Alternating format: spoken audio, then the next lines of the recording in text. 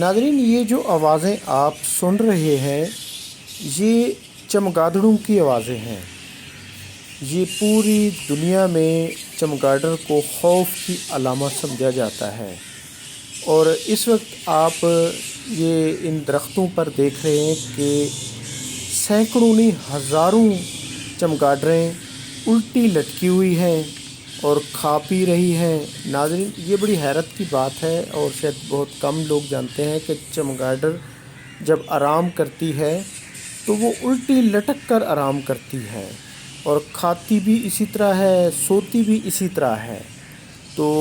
اور یہ عموماً دن کو آرام کرتی ہیں اور رات کو یہ یعنی کہ فضا میں نکل آتی ہیں، درختوں سے درختوں تک یہ فضا میں یہ پروازیں کرتی ہیں۔ پوری دنیا میں چمگادڑ کو خوف کی علامت سمجھا جاتا ہے، اور کئی موویز میں آسٹریلیا، انگلینڈ، بلکہ یہ افریقہ کے جنگلات میں تو 6 فٹ پروں والی چمگادڑیں بھی پائی جاتی ہیں۔ لیکن یہ جو چمگادڑیں آپ دیکھ رہے ہیں ناظرین، یہ 1 سے 1.5 فٹ یا پھر آدھے فٹ کی چمگادڑیں ہیں۔ یہ بھی بڑی چمگادڑیں ہیں۔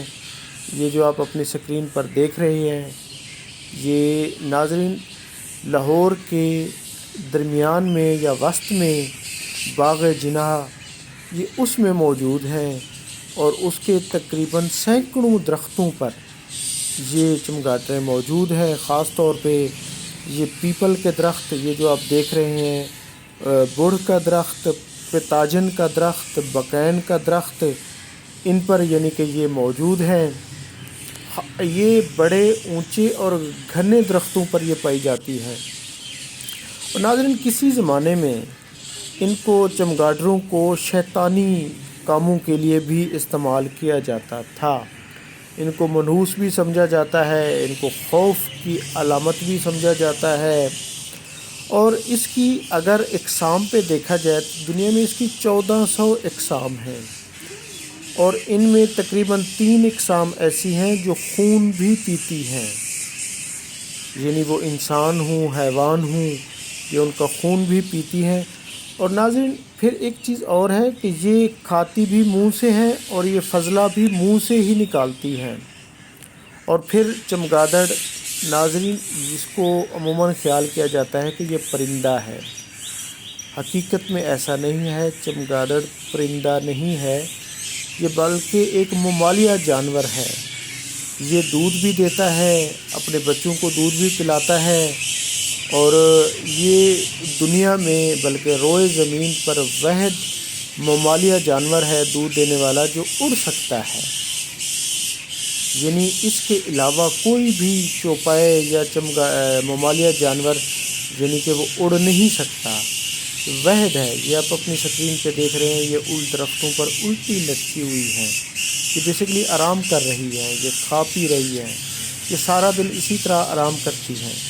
جب رات ہوتی ہے، شام ہوتی ہے، رات ہوتی ہے، تو پھر یہ اڑنا شروع کر دیتی ہیں۔ اور پھر ناظرین، ایک چیز اور ہے، یہ عموماً اندھی ہوتی ہیں زیادہ تعداد میں، اور جو افریقہ کے جنگلوں میں یا آسٹریلیا میں جو 6 فٹ پروں والی چمگادڑیں ہیں وہ کم اندھی ہوتی ہیں، لیکن زیادہ تر چمگادڑیں اندھی ہوتی ہیں، یعنی نابینا ہوتی ہیں، ان کو نظر نہیں آتا، لیکن ان کی محسوس کرنے کی ان میں اتنی تیزی سے وہ ہوتی ہے کہ یہ 160 کلومیٹر فی گھنٹہ کی رفتار سے اڑ سکتی ہیں، یہ اتنی تیز اڑ سکتی ہیں۔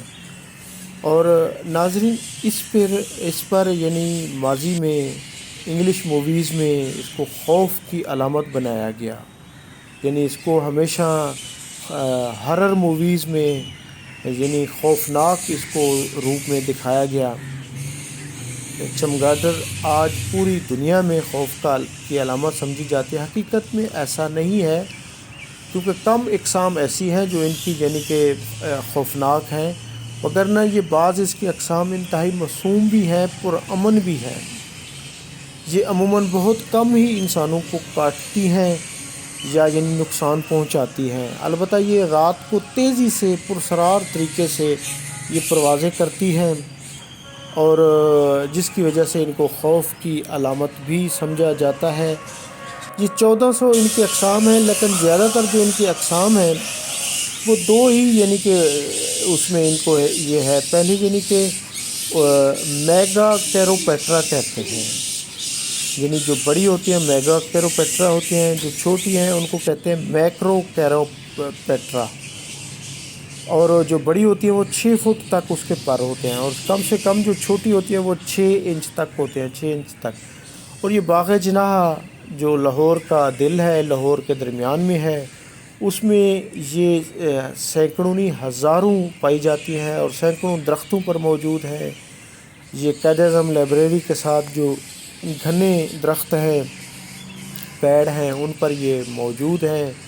یہ بیسکلی اس وقت یہ آرام کر رہی ہیں، یہ سارا دن اسی طرح شور کرتی رہتی ہیں.